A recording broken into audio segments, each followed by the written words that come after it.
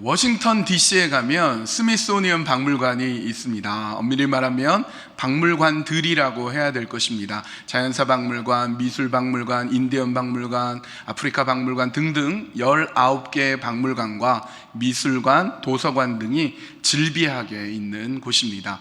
이 박물관 하나만 해도 웬만한 도시의 박물관보다 큰 박물관입니다. 그러니까 이 스미소니언 박물관은 세계에서 가장 큰 박물관이라고 할 수 있습니다. 5년 전에 가족이 워싱턴 DC 여행을 간 적이 있는데요, 스미소니언 박물관을 갔습니다. 시간이 많지 않으면 자연사 박물관과 우주항공박물관 두 군데는 꼭 가보라는 얘기를 듣고 딱 그 두 군데만 가보았습니다. 그 중에서 우주항공박물관을 이렇게 둘러보다가 한 방에 멈추어서 한참 동안 있기도 했습니다. 그 방은 라이트 형제가 처음으로 만든 비행기가 그때 그 모양 그대로, 실물 모습 그대로 재현되어 있는 방이었습니다. 여러분, 이 비행기가 얼마나 신기합니까? 라이트 형제가 1903년 12월 7일 최초의 동력 비행기 플라이어 1호로 하늘을 나르게 만든 이후 100여 년의 시간이 지나고 지금은 로켓가 우주로 쏘아지는 그런 시대가 되었습니다. 여러분, 비행기를 보면 굉장히 신기합니다. 그 큰 비행기가, 그 무거운 비행기가 어떻게 하늘을 나를 수 있을까? 제가 고등학생 때 저희 반에 천재적인 친구가 있었습니다. 공부를 굉장히 잘하고 전교 1등하는 친구가 있었는데요, 고등학생 때 소풍을 간 적이 있습니다. 소풍을 가서 점심시간에 점심을 다 먹고 이 들판에, 언덕에 이제 친구들이 쭉 앉아서 눕기도 하고 놀기도 하고 그러고 있는데 우리 바로 눈앞에 낮게 비행기가 이렇게 날아올랐습니다. 제가 그 비행기를 보면서 이렇게 얘기했습니다. 와, 어떻게 저렇게 크고 육중한 쇳덩어리가 하늘을 날 수 있을까? 우리 반 친구들이 다 타도 남을 정도로 굉장히 거대한 비행기가 어떻게 하늘을 날 수 있지? 라고 얘기하는데 반 친구들이 다 그 얘기를 듣고 갑자기 그 천재적인 친구, 가장 공부 잘하는 친구한테 이렇게 쳐다봤습니다. 비행기가 나르는 이유를 설명하라 말이죠. 이게 다 궁금해 여겼습니다. 비행기가 나르는 이유는 간단합니다. 비행기가 빠른 속도로 날아가면 그 날개에 공기가 이제 갈라지게 되는데요, 위로 오르는 공기는 빨리 움직이기 때문에 압력이 낮아지고, 아래로 흐르는 공기는 느리게 가기 때문에 압력이 높아집니다. 압력은 높은 곳에서 낮은 곳으로 흐르기 때문에 날개가 떠오르게 되는 것이죠. 이것이 양력 법칙인데요, 유체역학의 기본 법칙인 베르누이의 정리에 의하면 유체의 유속과 압력의 관계를 수량적으로 나타낸 것, 즉 단위 시간당, 단위 면적당 지나가는 기체의 양은 일정하다라는 법칙에 의해서 날아오르는 것입니다.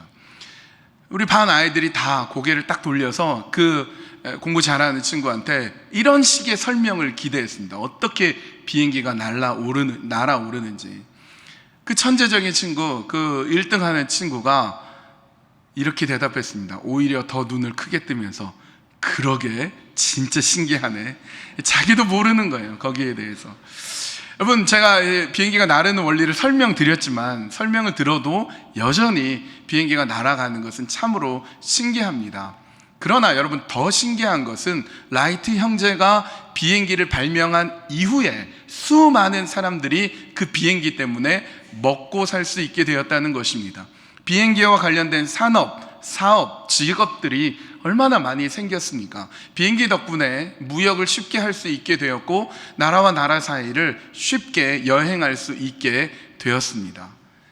그래서 어떤 기업의 총수는 이런 말을 했습니다. 한 명의 천재가 10만 명을 먹여 살린다.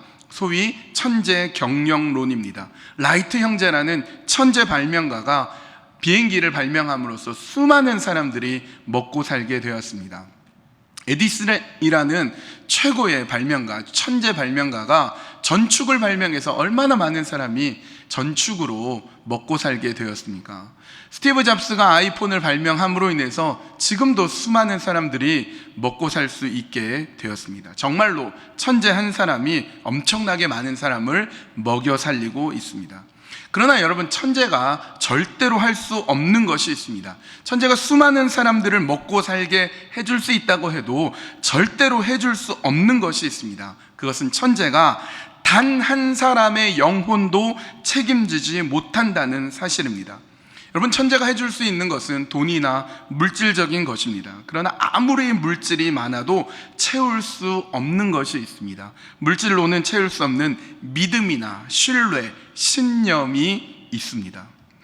여러분은 인디안 레저베이션에 가본 적이 있으십니까? 인디안 보호구역이라고도 하죠. 인디안 보호구역 내에서 인디안들이 합법적으로 할 수 있는 사업이 있습니다. 뭐죠? 카지노 사업을 할 수가 있습니다. 그 덕분에 인디언들이 먹고 살 수 있게 됐습니다. 물질적으로 풍요로워졌습니다. 근데 문제는 도박이 들어갔기 때문에 약물과 마약이 들어가고 온갖 쾌락과 자극적인 것들이 들어갔다는 사실입니다. 원래 미국은 인디언의 땅입니다. 아메리카를 인도라고 착각한 서구의 탐험가들이 아메리카에 도착해 보니 원래 있던 원주민들을 보고 인도 사람이라고 생각해서 인디안이라고 불렀죠. 그러니까 인디안이라는 표현은 잘못된 표현입니다. 이 인디안들이, 미국 네이티브 아메리칸들이 원래 미국의 땅 주인이었기 때문에 미국 정부가 이들에게 지원금을 줬습니다. 그리고 인디안이 살 수 있는 땅을 인디언 보호구역이라고 해서 그들이 마음껏 살 수 있도록 하면서 그곳에 도박도, 온갖 향락도, 카지노도 다 할 수 있게 해주었습니다. 먹고 살게 했고 풍요롭게 했습니다. 그랬더니 어떻게 되었습니까? 젊은이들이 망가졌습니다. 물질만 풍요로우면 이렇게 인생을 망칠 수가 있습니다. 펜실베니아의 랑카스트라는 지역이 있습니다. 그 지역에 가면 아미시라고 기독교의 한 종파가 살고 있습니다.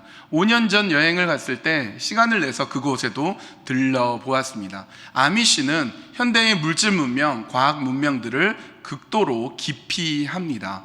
그들은 자동차를 사용하지 않고 그들에게 있는 것은 기껏해야 버기라고 해서 이런 마차를 탑니다. 혹은 자전거가 고작입니다. 가축을 키우고 농사를 짓습니다. 여러분, 젊은이들에게 얼마나 심심하고 얼마나 답답하겠습니까? 여러분들이 이곳에서 살라고, 평생 살라고 하면 얼마나 답답하고 갑갑하게 여겨지겠습니까? 그래서 이 아미시 공동체에서는 젊은이들에게 기회를 줍니다. 너희들이 원하면 뉴욕이든 대도시든 나가서 살도록 살아라, 허락을 해줍니다. 그리고 그곳에서 정착하고 그곳이 마음에 들면 그곳에 살아도 된다고 해줍니다. 그래서 젊은이들이 일정한 기간에 대도시로 다 나가서 삽니다.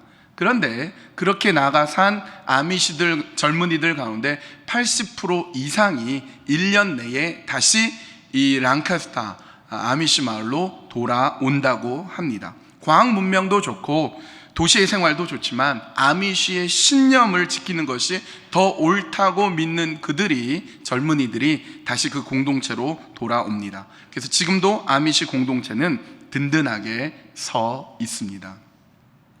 제가 청년부 사역을 할 때 청년 헤세드와 함께 2013년에 인디안 선교를 간 적이 있습니다. 인디안 마을에 들어갔을 때 그곳에 허드 뮤지엄이라고 조그마한 박물관이 있었습니다. 인디언들의 생활상과 인디언들의 역사가 담겨져 있는 박물관입니다. 백인들이 잔혹하게 인디언의 땅을 빼앗는 이야기가 거기에 있었습니다. 그 박물관을 보고 나서 이런 결론을 내렸습니다. 아무리 오랜 세월이 흘러도 인디언은 이 미국 땅을 되찾지 못할 것이다. 왜냐하면 카지노로 대변되는 물질이 인디언의 영혼을 파괴했고 인디언 젊은이들의 신념을 무너뜨렸기 때문입니다. 반면에 유대인들은 BC 586년에 나라를 잃었고 AD 1948년 5월 14일에 그들은 잃어버렸던 그 땅 팔레스틴을 되찾았습니다. 2534년 만에 그들의 잃어버렸던 땅을 되찾았습니다. 오랜 세월이 흐르는 동안에 유대인들은 세계 곳곳에 흩어졌고 온갖 핍박을 받았지만 그들은 사라지지 않았고 2534년이 흐른 이후에 그 이스라엘 땅, 팔레스타인 땅을 되찾았습니다. 그렇게 된 이유가 무엇입니까? 그들의 정신, 그들의 신앙 때문에 나라를 되찾을 수 있었습니다. 아무리 천재라고 해도 수십만 명을 먹여 살린다고 해도 절대로 그 물질로는 정신적인 것, 신앙, 믿음, 신념을 대체할 수는 없는 것입니다. 오늘 본문은 요한복음 11장에는 나사로가 다시 살아난 이후의 이야기가 나옵니다. 죽은 나사로가 다시 살아난 것 때문에 많은 유대인들이 예수님을 믿게 되었습니다. 본문 45절은 이렇게 말씀합니다. 마리아에게 왔다가 예수께서 하신 일을 본 유대 사람들 가운데 많은 사람이 예수를 믿게 되었다. 여러분, 나사로네 집안은 매우 가난한 집안입니다. 그들이 살고 있는 베단이라는 곳은 예루살렘 도시에서 2.5마일 정도 떨어진 달동네, 가난한 사람들이 사는 동네입니다. 성경을 아무리 읽어보아도 나사로, 마르다, 마리아의 집안에 부모님 이야기가 나오지 않습니다. 아마도 그들은 고아였던 것 같습니다. 아직 어리고 여자인 마르다와 마리아를 대신해서 오빠인 나사로가 가정을 건사하고 또 직업을 가지면서 그 가정을 책임졌습니다. 그런데 이 나사로의 인생에 절대로 일어나서는 안 되는 일이 일어납니다. 나사로가 그만 죽고 말았습니다. 가정을 책임져야 되고 어린 동생들을 돌봐줘야 되는 나사로가 그만 죽고 말았습니다. 나사로가 죽음으로 인해서 이 가정은 이제 풍비박살날 지경에 처하고야 말았습니다. 그런데 놀랍게도 그 자리에 예수님이 계심으로 인하여서 죽은 나사로를 다시 살려주셨습니다. 그것뿐만 아니라 죽은 나사로가 다시 살아남으로 인하여서 주변에 있는 유대인들이 다 예수님을 믿게 되는 놀라운 역사가 일어났습니다. 여러분, 우리는 여기서 한 가지의 공식을 발견하게 됩니다. 로마서 8장 28절 말씀, 하나님을 사랑하는 사람들, 곧 하나님의 뜻대로 부르심을 받은 사람들에게는 모든 일이 서로 협력해서 선을 이룬다는 것을 우리는 압니다. 여러분, 기억하십시오. 가장 어려울 때, 가장 불행할 때, 절대로 나의 인생에서 일어나서는 안 된 일이 벌어질 때, 그러나 그 자리에 하나님이 계십니다. 그 일을 뒤집으셔서 가장 영광스럽고 가장 놀라운 일로 바꾸어 주십니다. 모든 일을 협력해서 선을 이루어 내십니다. 나사로의 죽음이라는 가장 불행하고 가장 마음 아프고 가장 힘든 그 일 가운데서 하나님께서 그 예수 그리스도를 보내주심으로 인하여서 예수님이 그 나사로를 살려주시사 그 가정에 새로운 소망을 허락해 주시고, 그로 인하여서 많은 유대인들이 예수님을 믿게 되는 놀라운 은혜의 자리가 되었습니다. 여러분, 그러나 은혜가 있는 곳에 꼭 시험거리가 있더라고요. 본문 46절입니다. 그러나 그 가운데 몇몇 사람은 바리새파 사람들에게 가서 예수가 하신 일을 그들에게 알렸다. 여러분, 꼭 이런 사람들이 있습니다. 많은 유대인들이 하나님께 영광 올려드리고 예수님 믿고 나사로가 다시 살아난 것 때문에 기뻐하고 너무 좋아하고 있는데, 꼭 몇몇 사람들이 가서 고자질하고 예수님에 대해서 안 좋은 얘기하고 꼭 그러는 사람이 있어요. 바리새파 사람들이 이 이야기를 듣고 걱정을 하기 시작합니다. 그들의 걱정거리가 47절, 48절에 이렇게 나와 있습니다. 그래서 대제사장들과 바리새파 사람들은 공의회를 소집하여 말하였다. 이 사람이 표징을 많이 행하고 있으니 어떻게 하면 좋겠습니까? 이 사람을 그대로 두면 모두 그를 믿게 될 것이요, 그렇게 되면 로마 사람들이 와서 우리의 땅과 민족을 약탈할 것입니다. 여러분, 이게 무슨 말이냐면 예수님이 점점 인기를 끌기 시작하고 사람들이 예수님을 따르고 예수님을 믿기 시작하면 사람들이 많이 따르는 그 사람들을 가지고 예수님께서 로마에 대해서 반격하게 될 것이다, 로마에 대해서 저항하게 될 것이다. 그러면 로마가 가만히 있겠는가? 로마가 무력을 가지고 쳐들어와서 바리새파 사람들 또 대제사장들에게 준 그 권력, 힘을 다 빼앗아가 버리고 우리를 노예로 삼아 버릴 것이다, 이렇게 걱정하고 있는 것입니다.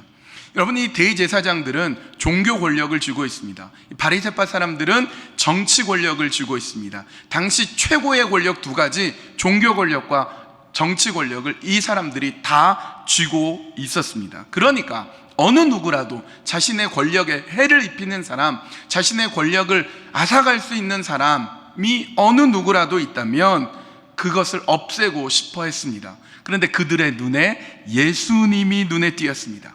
혹시라도 그들의 권력을 빼앗길까봐 걱정하고 있고, 그래서 예수님이 인기 얻고 있는 것에 대해서 그들은 질투하고 있었던 것입니다.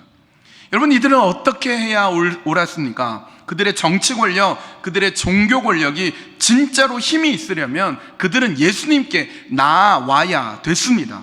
그런 권력이나 그런 물질이 중요한 것이 아니라 그들의 영혼이 중요하기 때문입니다. 오직 예수님만이 그들의 영혼을 책임져 줄 수 있고, 오직 예수님만이 그들에게 영원을 가르쳐 줄 수 있는 분이기 때문입니다. 그러나 그들은 한갓 현재의 삶, 권력, 정치, 물질에만 관심을 가졌습니다. 물질적인 것, 권세와 권력에 관심이 있었지, 정신적인 것, 믿음, 신앙, 신념에 대해서는 아무 관심이 없었습니다. 영혼에 대한 것, 영혼에 대한 것에 대해서는 아무 관심이 없었습니다. 그래서 그들은 어리석은 결론을 내렸습니다. 그들 가운데 대제사장 가야바가 이렇게 결정을 내렸습니다. 49절입니다. 그 가운데 한 사람으로서 그 해의 대제사장인 가야바가 그들에게 말하였다. 당신들은 아무것도 모르고 한 사람이 백성을 위하여 죽어서 민족 전체가 망하지 않는 것이 당신들에게 유익하다는 것을 생각하지 못하고 있소. 뭐라고 결정을 내렸습니까? 우리의 권력에 해를 끼치는 자, 그가 누구든 없애버리자. 예수를 없애버리자. 점점 인기가 많아지고 있는 예수를 죽이자라는 것이 그들의 결론이었습니다. 여러분, 리더에게는요, 판단력이 필요합니다. 선택의 상황에서 재빠르게 속히 판단을 내려야 될 권한이, 그런 힘이 리더에게 있어야 됩니다. 그러나 바른 결정을 내려야 됩니다.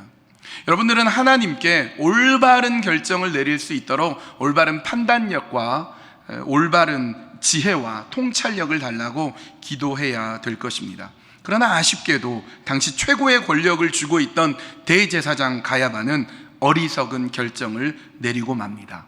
예수를 죽이자. 예수님을 믿는 사람들은 많아졌는데, 예수님의 인기는 많아졌는데 예수님은 죽을 위기에 처했습니다. 죽은 나사로를 살려주었는데, 그래서 그 집에 새로운 소망을 허락해 주셨는데, 그로 인해서 수많은 유대인들이 예수님을 믿게 되었는데, 오히려 예수님은 죽을 수 있는 그런 위기에 처했습니다. 차라리 나사로 살려주지 말걸, 그냥 내버려 뒀으면 예수님의 목숨이 위협당하는 일이 없었을 텐데, 나사로를 살려줬더니 오히려 예수님의 목숨이 위태롭게 되었습니다. 그러나 여러분, 우리에겐 공식이 있었죠. 그 공식이 뭡니까? 모든 것이 협력하여 선을 이루시는 하나님이 계시다는 사실입니다. 본문 51절 52절은 이렇게 말씀합니다. 이 말은 가야바가 자기 생각으로 한 것이 아니라 그 해의 대제사장으로서 예수가 민족을 위하여 죽으실 것을 예언한 것이니, 민족을 위할 뿐만 아니라 흩어져 있는 하나님의 자녀를 한데 모아서 하나가 되게 하기 위하여 죽으실 것을 예언한 것이다.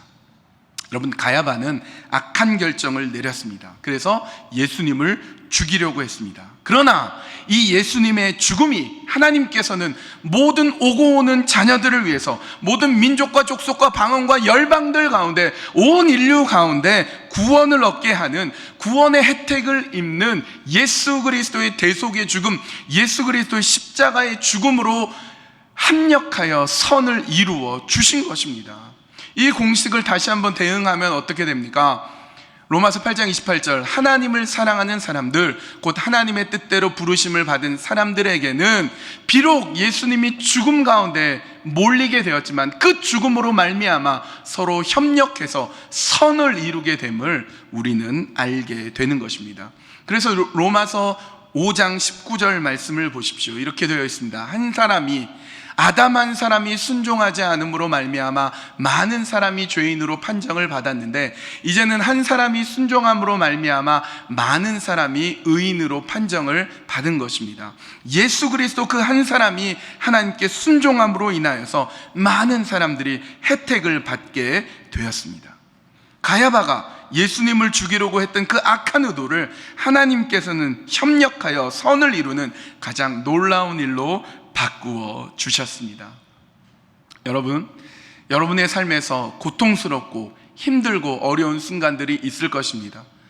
어떻게 그 고비를 넘겨서 이제 좀 살 것 같은데, 이제 좀 숨 쉴 것 같은데 또 다른 어려움이 찾아올 때가 있습니다. 그러나 여러분 기억하십시오. 그 어떤 고통과 그 어떤 어려움 가운데서도 하나님께서는 협력하여 선을 이루실 줄을 우리가 믿습니다. 가장 어렵고 가장 고통스러운 그 순간에도 하나님께서는 그 고통을 선으로 바꾸시고야만은 우리의 하나님이신 것입니다. 그러나 여러분, 모든 고통과 어려움이 다 협력해서 선을 이루는 것은 아닙니다. 이 공식대로 되려면 반드시 통과해야 할 것이 있습니다. 무엇을 통과해야 되느냐? 광야 체험을 해야 됩니다. 본문 54절입니다. 우리 같이 함께 읽어볼까요? 시작.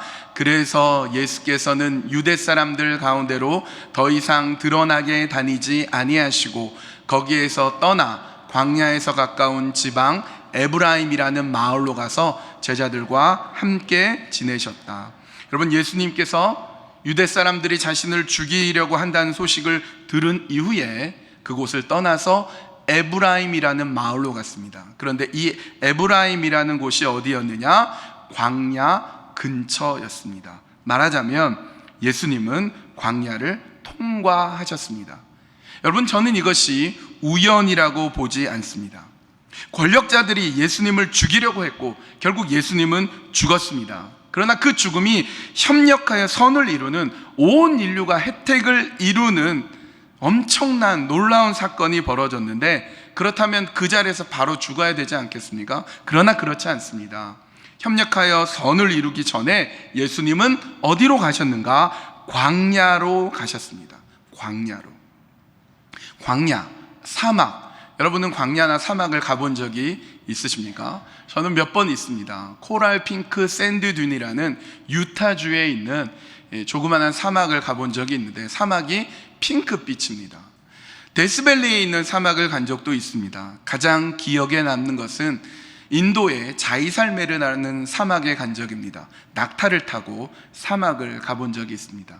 사막에 가면 모든 자연의 소리, 모든 인공적인 소리, 모든 물질의 소리는 사라집니다. 사구라고 그러죠. 모래 언덕 아래로 내려가면 조용합니다. 아무 소리도 들리지 않습니다. 그곳에 앉거나 누워서 하늘을 바라봅니다. 밤이 되면 별이 쏟아집니다. 광야는 이처럼 아무 소리도 들리지 않는, 어떤 물질도 보이지 않는 곳입니다. 세상 조용한 곳입니다. 그곳에서 보이는 것이 없고 들리는 것이 없기 때문에 그곳에서 나 자신을 다시 발견하고 하나님을 깊이 만날 수 있습니다. 예수님께서는 40일 동안 광야에서 금식을 했습니다. 어디에서요? 광야에서. 금식을 마쳤을 때 사단이 와서 예수님을 3번 유혹합니다. 시험을 합니다. 이 돌을 떡덩이가 되게 해라. 높은 곳에 뛰어내려 봐라. 나에게 절을 하면 많은 영광을 너에게 주겠다. 이렇게 유혹을 했습니다. 아무것도 보이지 않는 광야에서 먹을 것으로, 물질로, 영광으로, 인기로 예수님을 유혹했습니다. 근데 예수님은 그곳에서 그 유혹을 이기셨습니다. 어떻게 이기셨습니까? 아무것도 보이지 않는 곳이기 때문에 오직 하나님만 바라보고 오직 말씀만 붙들라고 해서 그곳에서 이기셨습니다. 이스라엘 백성들이 이집트 땅에서 노예로 있다가 약속의 땅, 젖과 꿀이 흐르는 가나안 땅으로 갔습니다. 그런데 이집트에서 가나안 땅으로 바로 가지 않고 어딘가를 통과했습니다. 어디를 통과했습니까? 광야를 통과했습니다. 40년 동안 광야 체험을 했습니다. 그 광야를 체험하는 동안에 그들은 노예에서 자유인으로 노예의 모든 때를 벗겨냈고 그 이집트의 다신관, 온갖 우상을 섬기는 것을 다 씻겨내고 하나님만 바라보는 자로 바뀌어 갔습니다. 그것이 그들의 광야 체험이었습니다. 엘리야가 바알과 아세라를 섬기는 선지자들 850명과 싸워서 이겼습니다. 그런데 승리한 이후에 이세벨이라는 왕비가 엘리야를 죽이겠다고 위협해 왔습니다. 숨이 막히는 목숨의 그 위험 가운데 엘리야는 홀로 광야로 들어갔습니다. 그 광야에서 하나님을 만나고 다시 힘을 얻어서 그 이후에 더 놀라운 승리를 거두어 냅니다. 여러분, 우리 인생에서 협력하여 선을 이루려면 반드시 여러분들은 광야를 통과해야 됩니다. 그러나 이 광야에 갈 때 주의점이 몇 가지가 있습니다. 광야를 통과한다고 무조건 사람이 좋아지는 것은 아닙니다. 아무것도 없는 광야에서 증오심을 가질 수가 있기 때문입니다. 열심당원 같은 사람들, 그들도 광야에 들어갔습니다. 로마 체제를 엎어버리기 위해서 시시탐탐 기회를 노리면서 로마에 대한 증오심을 가지고 광야로 숨어 들어갔던 것입니다. 또 때로는 광야에 들어갈 때 공포심을 가지고 들어가기도 합니다. 하나님의 심판이 무서워서 집단적으로 도망간 사람들이 광야에서 집단 수도원 생활을 하는 것이 교회 역사 속에서 확인될 수 있습니다. 또 때로는 광야에 들어가면서 탐심을 가지고 들어갈 수 있습니다. 여러분, 예수님의 비유 중에 선한 사마리아인 이야기가 있습니다. 예루살렘에서 여리고로 가던 사람이 강도를 만나 거의 죽게 됐습니다. 그 강도가 어디에 있었습니까? 광야에 있었습니다. 광야에 머물던 강도는 지나가는 사람의 물건을 훔치기 위해서 욕심을 가지고 광야에 숨어 들었던 것입니다.